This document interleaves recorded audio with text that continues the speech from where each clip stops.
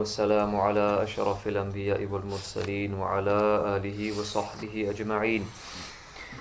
درود شریف نذرانہ پیش کیجیے. صلی اللہ علی النبی الأمی وآلہ صلی اللہ علیہ وسلم. صلاۃ و سلام علیک یا سیدی یا حبیبی یا رسول اللہ صلی اللہ تعالی علیہ وسلم. آج مزید قرآنی مضامین پر مشتمل جو واقعات ہم نے سنے تھے اس کا سلسلہ آگے بڑھاتے ہوئے آج مزید ایک اور قرآن شریف میں جو واقعہ مذکور ہے اور اس سے حاصل ہونے والا سبق آپ کے سامنے پیش کرنے کی سعادت حاصل کریں گے. فرعون کی ہلاکت کے بعد بنی اسرائیل اس کے پنجے سے آزاد ہو کر سب ایمان لے آئے اور حضرت موسیٰ علی نبینا وعلیہ الصلوۃ والسلام کو خداوند کریم کا یہ حکم ہوا کہ وہ 40 راتوں کا کوہ طور پر اعتکاف کریں. اس کے بعد انہیں کتاب یعنی تورات دی جائے گی. چنانچہ حضرت موسیٰ علیہ السلام کوہ طور پر تشریف لے گئے اور بنی اسرائیل کو اپنے بھائی حضرت ہارون علیہ السلام کے سپرد کر دیا. آپ 40 دن تک دن بھر روزہ دار رہ کر ساری رات عبادت میں مشغول رہتے. اسی قوم میں ایک شخص تھا جس کا نام تھا سامری. یہ کون تھا؟ یہ بنی اسرائیل میں ایک حرامی شخص تھا جس کا نام سامری تھا، جو طبعی طور پر نہایت گمراہ اور گمراہ کن آدمی تھا. اس کی ماں نے برادری میں رسوائی و بدنامی کے ڈر سے اس کو پیدا ہوتے ہی پہاڑ کے غار میں چھوڑ دیا تھا اور حضرت جبرائیل علیہ السلام نے اس کو اپنی انگلی سے دودھ پلا پلا کر پالا تھا. اس لیے یہ حضرت جبرائیل علیہ السلام کو پہچانتا تھا. یہ سامری ہے. اس کا پورا نام کیا تھا؟ موسیٰ سامری.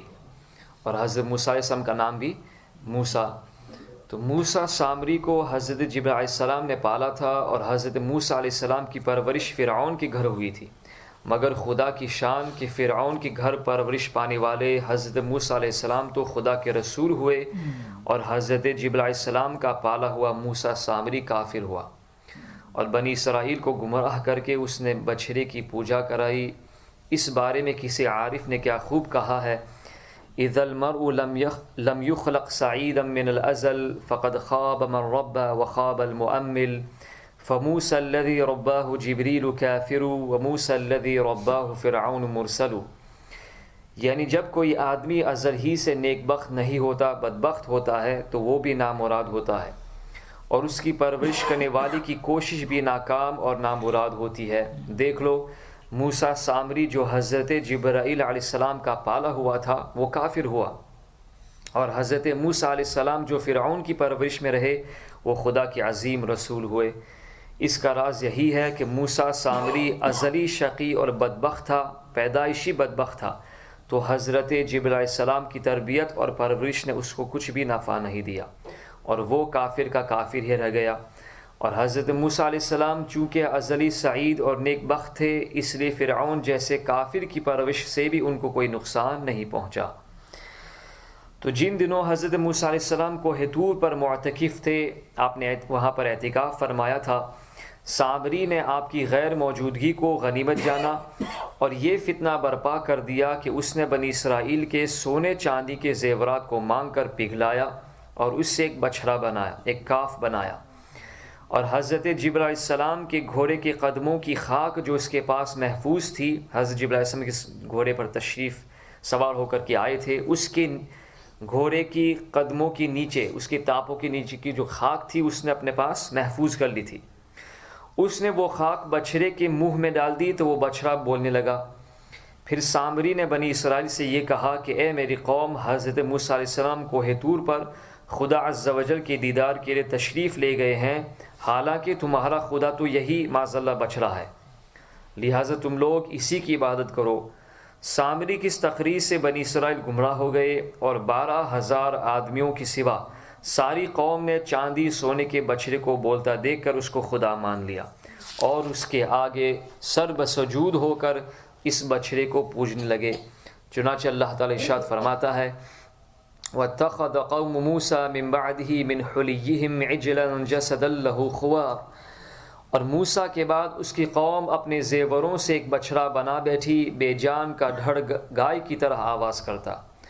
جب 40 دنوں کے بعد حضرت موسیٰ علیہ السلام خدا عز و جل سے ہم کلام ہو کر اور تورات شریف ساتھ لے کر بستی میں تشریف لائے اور قوم کو بچھڑا پوجتے ہوئے دیکھا تو آپ پر بے حد غضب و جلال طاری ہو گیا۔ آپ نے جوش غضب میں تورات شریف کو زمین پر ڈال دیا اور اپنے بھائی حضرت ہارون علیہ السلام کی داڑھی اور سر کے بال پکڑ کر گھسیٹنا اور مارنا شروع کر دیا اور فرمانے لگے کہ کیوں تم نے ان لوگوں کو اس کام سے نہیں روکا؟ حضرت ہارون علی نبینا علیہ الصلوۃ والتسلیم معذرت کرنے لگے، جیسا کہ قرآن شریف میں ہے قال ابن ام ان القوم استضعفوني وكادوا يقتلونني فلا تشمت بي الاعداء ولا تجعلني مع القوم الظالمين۔ کہا اے میرے ماجائی، قوم نے مجھے کمزور سمجھا اور قریب تھا کہ مجھے مار ڈالے، تو مجھ پر دشمنوں کو نہ ہنسا اور مجھے ظالموں میں نہ ملا۔ حضرت ہارون علیہ السلام کی معذرت سن کر حضرت موسیٰ علیہ السلام کا غصہ ٹھنڈا پڑ گیا۔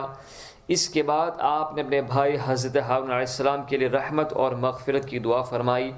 پھر آپ نے اس بچھڑے کو توڑ پھوڑ کر اور جلا کر اور اس کو ریزہ ریزہ کر کے دریا میں بہا دیا۔ اس واقعے سے ہمیں کیا درس ہدایت ملتا ہے؟ پہلی بات یہ کہ اس سے علماء کرام کو یہ سبق ملتا ہے کہ علماء کرام کو کبھی بھی اپنے مذہب کے عوام کی طرف سے غافل نہیں رہنا چاہیے، بلکہ ہمیشہ عوام کو مذہبی باتیں بتاتے رہنا چاہیے۔ آپ نے دیکھا کہ سامری نے 40 دن حضرت موسیٰ علیہ السلام کی غیر موجودگی سے فائدہ اٹھا کر ساری قوم کو بہکا کر گمراہ و تباہ کر دیا۔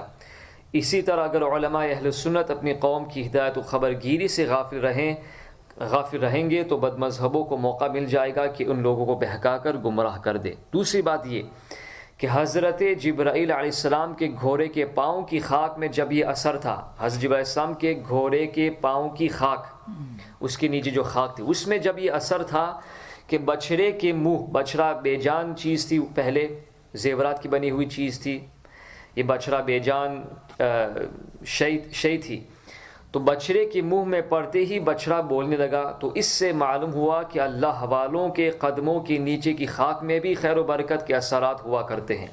لہٰذا خدا کے نیک بندوں کے غبار آلود قدموں کو دھو کر مکانوں میں پانی چھڑکنا، جیسا کہ بعض خوش عقیدہ مریدین کا طریقہ ہے، یہ کوئی لغو اور بیکار کام نہیں، بلکہ اس سے فیوز و برکات اور فوائد حاصل ہونے کی امید ہے، اور یہ شرعاً جائز بھی ہے۔ اللہ تعالی ہم سب کو مسائل شرعیہ سیکھنے، اس پر عمل کرنے کی توفیق عطا فرمائے۔